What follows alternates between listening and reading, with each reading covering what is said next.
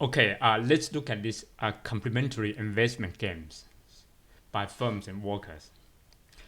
Suppose that firms are deciding whether to invest in IT equipment, which requires workers to have skills, associate skills to operate them. So firms decide whether they want to invest in IT equipment. At the same time, workers they need to decide whether they want to acquire IT skills or not. So we have workers,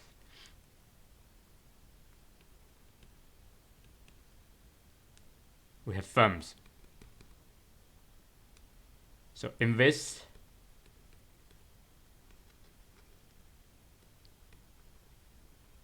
in IT equipment or not. Acquire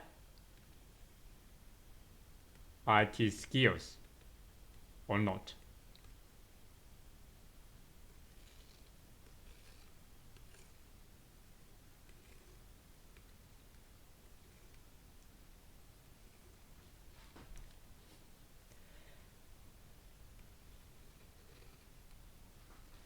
Okay, if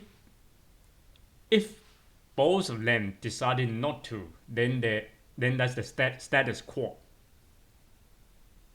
So payoff 0 and 0. So red payoff belongs to workers, blue payoff belongs to firms. If workers do not acquire IT skills and the firms invest in IT equipment, then firms will make loss. Say this is, and the payoff to workers is 0. But firms will make a loss.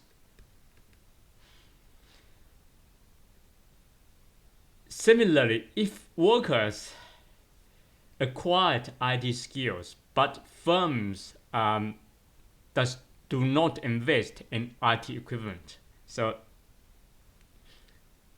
firms do not incur any loss, but workers will incur loss of say 15, suppose. If firms invest in IT equipment and workers they acquire IT skills, both of them would be better off. So the payoff for workers would be say 10. Payoff to firms would be 20, suppose. Alright, that's the game. Now we can check that whether the workers or firms, any of them have a dominant strategy or not. So let's check for firms. So we're going to ask two questions. If workers acquire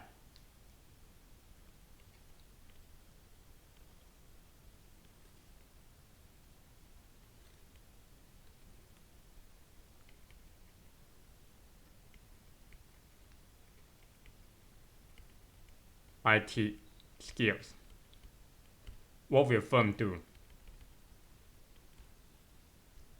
So if firms acquire IT skills, so if workers acquire IT skills, then firms will invest.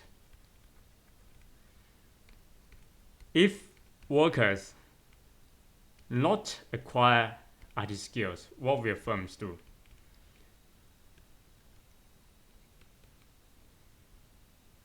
Then firms will not invest.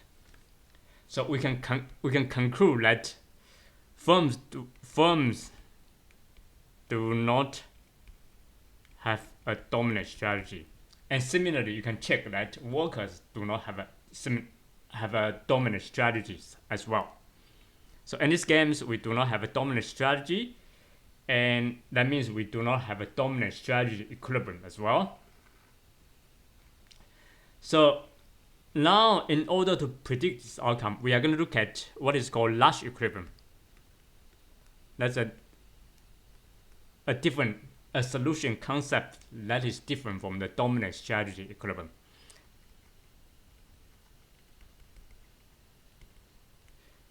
So what is the Nash equilibrium? It's a strategy profile.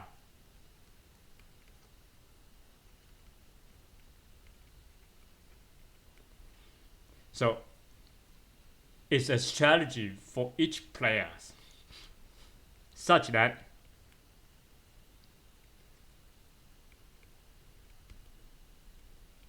given the other players' strategy, nobody has an incentive to deviate. In other words, given the other player's strategy, if I deviate, I will not be better off. I will be actually worse off. So this is a definition of the dominant strategy. This is a definition of the Nash equilibrium, and this definition also tells us how to find a Nash equilibrium. So let's try to find a Nash equilibrium here.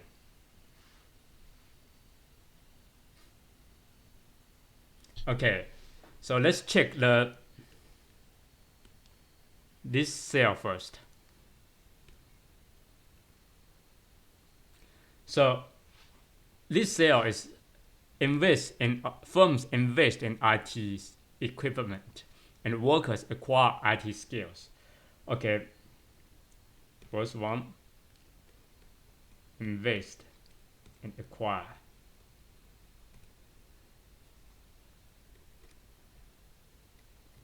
So let's ask these questions. Given, and this is how we can find a Nash equilibrium. Okay, given workers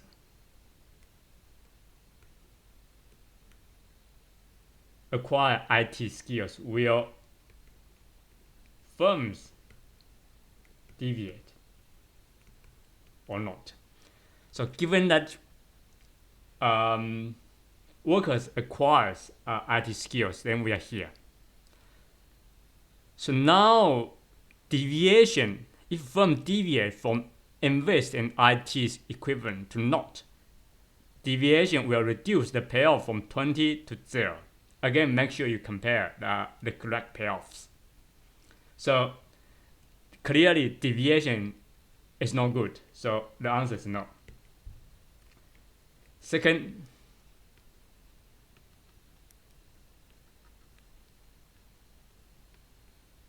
we're going to ask, is this given firms invest, will workers deviate from acquiring IT skills to not? So given that firms invest, and we are in the first row, so deviation will reduce the payoff to workers from 10 to 0. So the answer is no. So now we get to, we get answer no deviation for these two questions. We then conclude that this invest and worker acquires IT skills is a Nash equilibrium. It's an outcome that can happen when players play these games. Okay,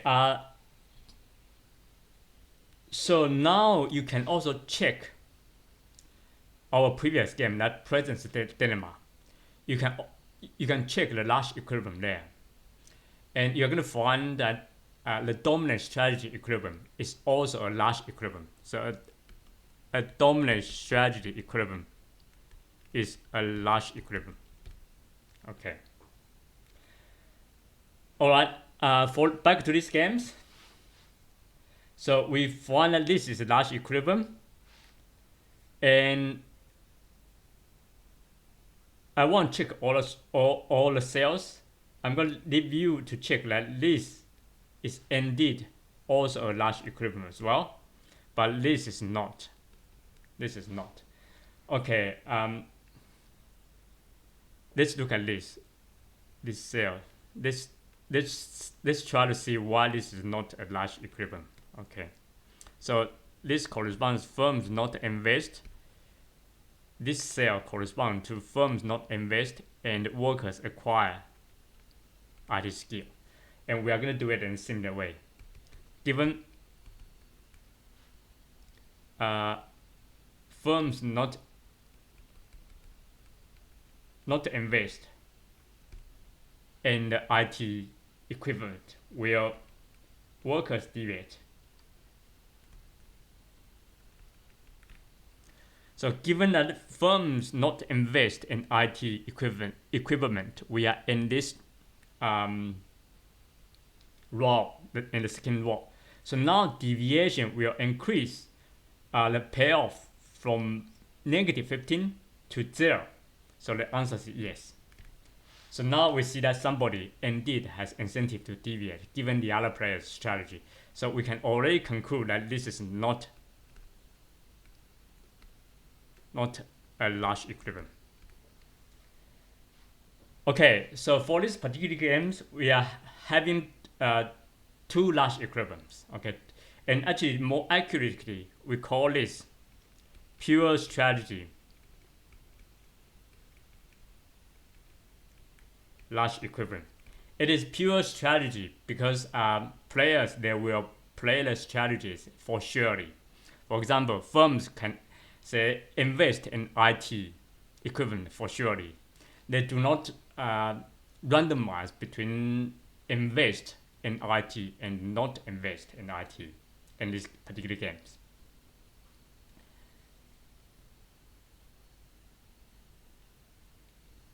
Okay, let's look at another games which is called matching penny.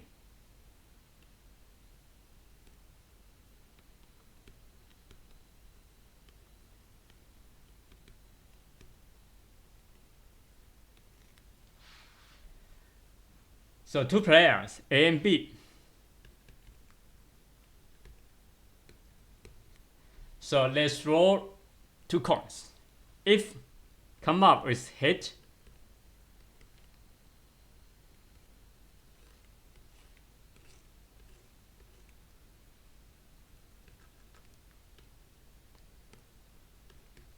if come up with hit, then A win.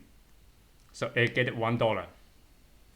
If come up with both head or both tail, so if the penny match, then A win.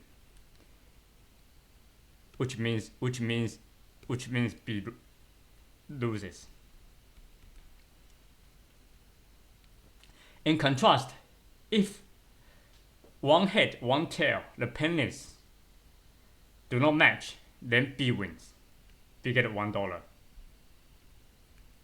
And A loss. Okay. So first observation of this game is that this game is what we call zero-sum game.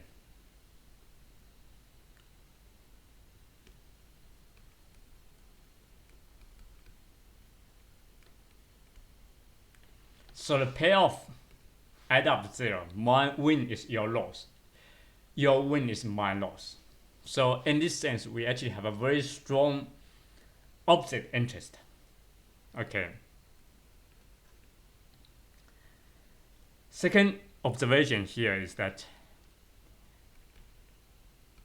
there's no pure strategy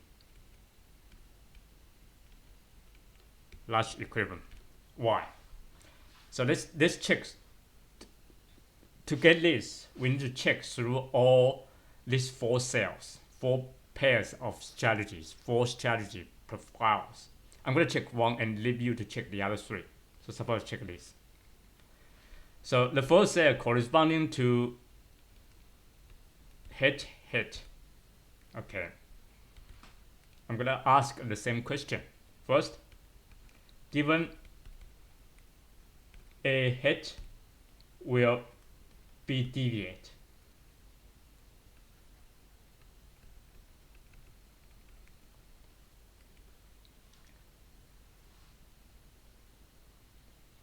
So given a head, we are in these columns. Will B deviate? B is payoff from deviation is, so deviation will increase B's payoff from -1 to 1. So answer is yes. And now we can already conclude that this head and head is not a large equilibrium. But let's complete the checkings. So given B head, will A deviate?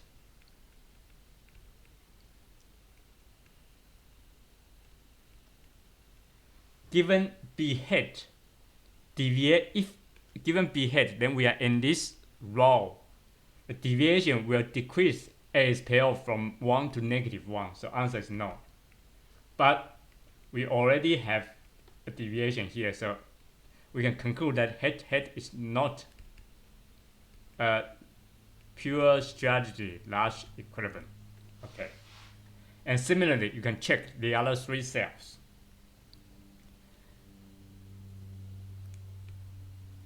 Alright, so this matching penny gains, we do not have a pure strategy large equilibrium. So in these cases, how can we analyze these games? Or what about, can the player mix their strategies? Or in other words, can the players randomize between their head and tail? Okay, let's try to do this. Let's suppose B or A is going to randomize between head and tail. So head alpha probability of playing head, which means 1 minus alpha probability of playing tail. Similarly, B, let's call it beta probability of playing head, and which means 1 minus beta probability of playing the tails. Okay, suppose I'm A. So I'm going to randomize between my head and tails. And here's the point. A will randomize, or will choose alpha such that B is indifferent between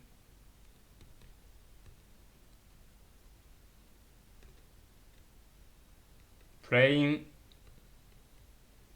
his head and his tail.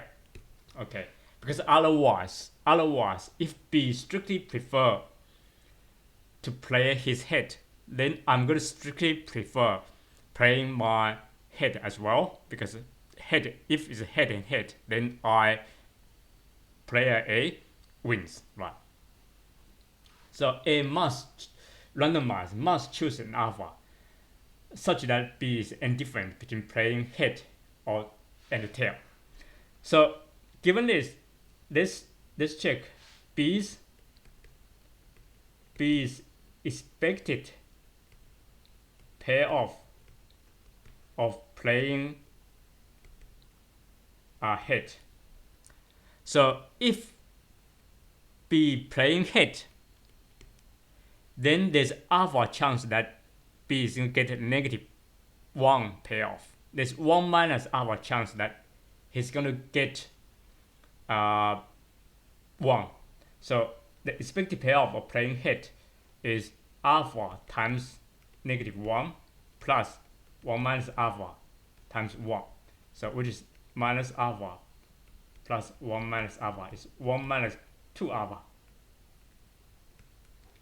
Okay, that's 1.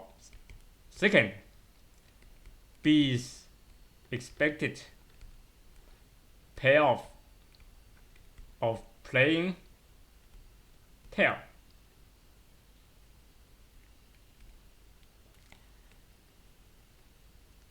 So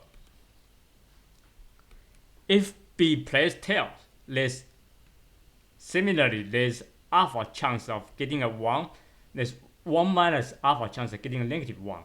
So it's alpha times 1 plus 1 minus alpha times -1. So this is equal to alpha plus -1 plus alpha is 2 alpha minus 1. And these two expected payoff will be equal, which means 1 minus 2 alpha is equal to 2 alpha minus 1. That means 4 alpha, move this term this size, this term this size. 4 alpha is equal to 2, or alpha is equal to 1/2. So if A randomized between head and tail, then A should choose alpha to be 1. So we find out A's mixed strategy, and let's find out beta. So similarly, B, so let me record here, alpha should be equal to 1/2.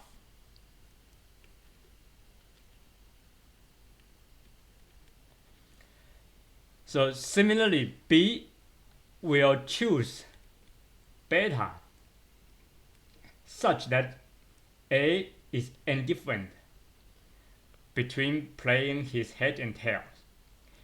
So we need to find out what's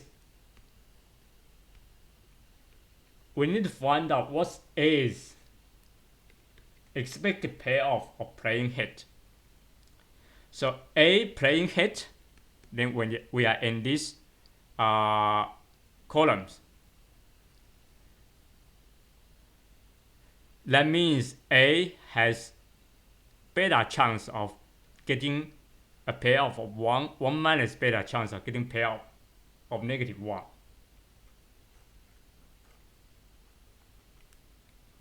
So beta chance of getting a payoff of 1 plus 1 minus beta chance of getting a -1. So we get 2 beta minus 1. Then A's expected payoff of playing tail.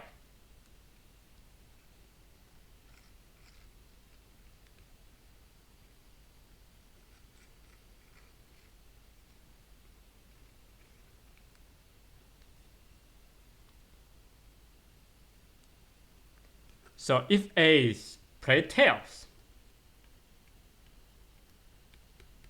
we are in the second columns. So there's beta chance of getting -1, 1 minus beta chance of getting 1. So beta times -1 plus 1 minus beta of getting 1. This is 1 minus 2 beta. And these two expected payoff will be the same, such that A is indifferent between playing head and tail. So 2 minus beta minus 1 is equal to 1 minus 2 beta. And that implies 4 beta is equal to 2, or beta is equal to 1/2. So beta is equal to 1/2 as well. So we solve the mixed strategy of these matching penalty games. Both A and B randomized between their head and tails, and A has a 1/2 chance of playing head and 1/2 chance of playing tail. Similarly, B has a 50% chance of playing head and 50% chance of playing tail, and that's what we call the mixed strategy Nash equilibrium.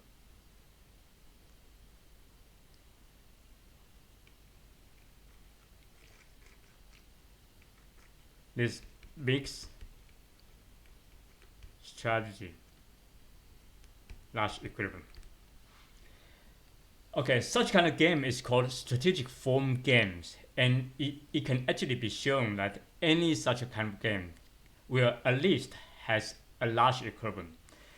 May not necessarily be a pure strategy Nash equilibrium like the matching penny games, but there will always exist a mixed strategy Nash equilibriums.